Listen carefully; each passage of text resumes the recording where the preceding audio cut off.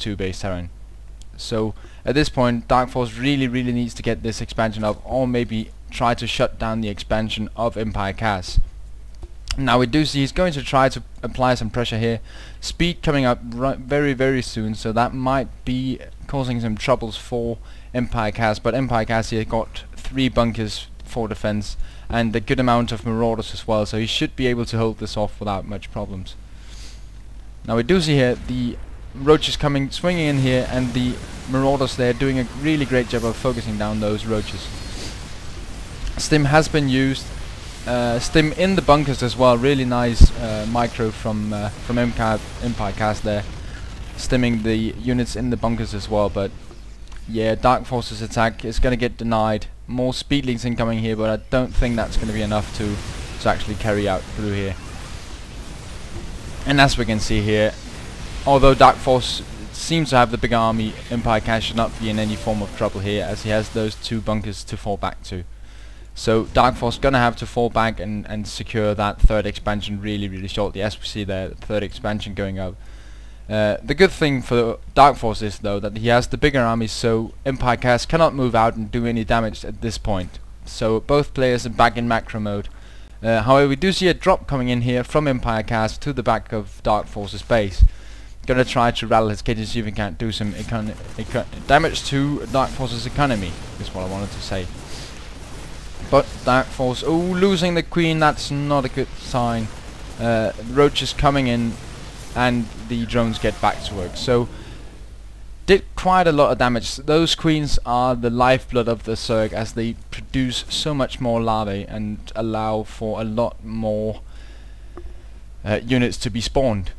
So the queen really an essential unit for the Zerg, so that's going to set darkFoRCE back just a little bit, as he does have the next queen on the way. Probably the queen that was meant to go to this hatchery, but of course that's just going to stay back here, and maybe he should make another queen down there, but yeah, we don't see that happening just yet. Now we do see EmpireKas here moving out with a little force. He does have siege mode for that 1 siege tank, but I do not think that is going to be very effective against the amount of units that darkFoRCE have out on the map at this point. However, the Banelings do not have speed just yet. No speed, Baneling speed upgrade on the way, so that could cause some problems for darkFoRCE. And he needs to make certain that he doesn't engage off creep. That can be very bad for him. Now he seems to do engage off creep. EmpireKas here not really microing this battle all too well. It seems like he was distracted by sniping this Baneling's nest up in the base of darkFoRCE. But yeah, this attack here going to be shut down before it even really begun. So pretty solid game from darkFoRCE at this point, and EmpireKas throwing away a lot of units there. Though we do still have a larger unit lost from darkFoRCE.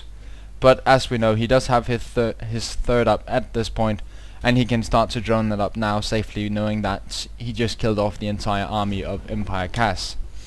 So yeah, at this point EmpireKas and darkFoRCE are again back in their bases, just trying to macro up.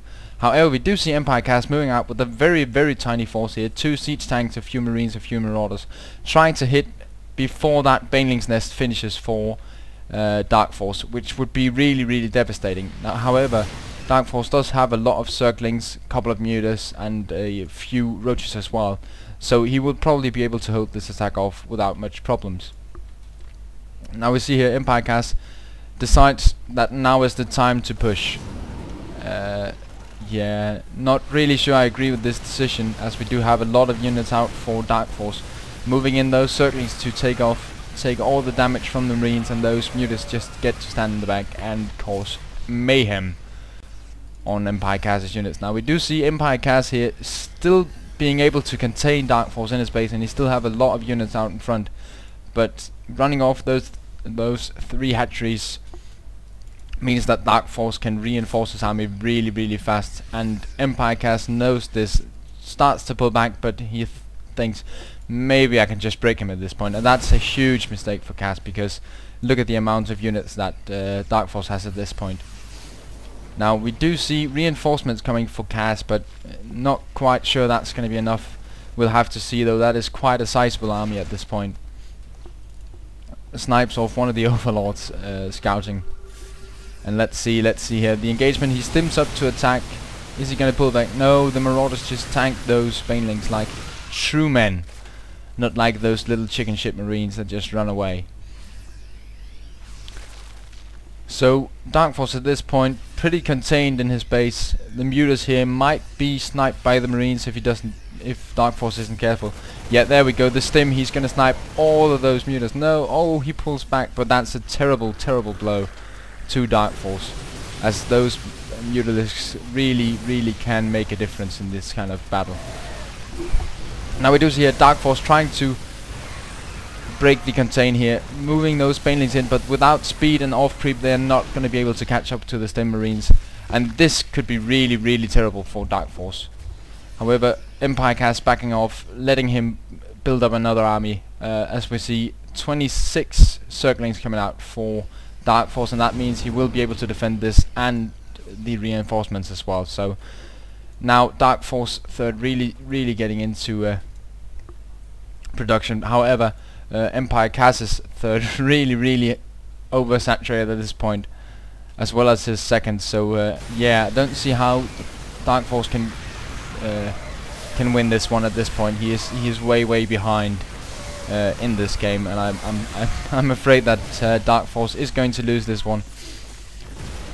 Being a Circ player, I would love to see aTnDarKFoRcE pull out a win here, but I don't see how that could happen.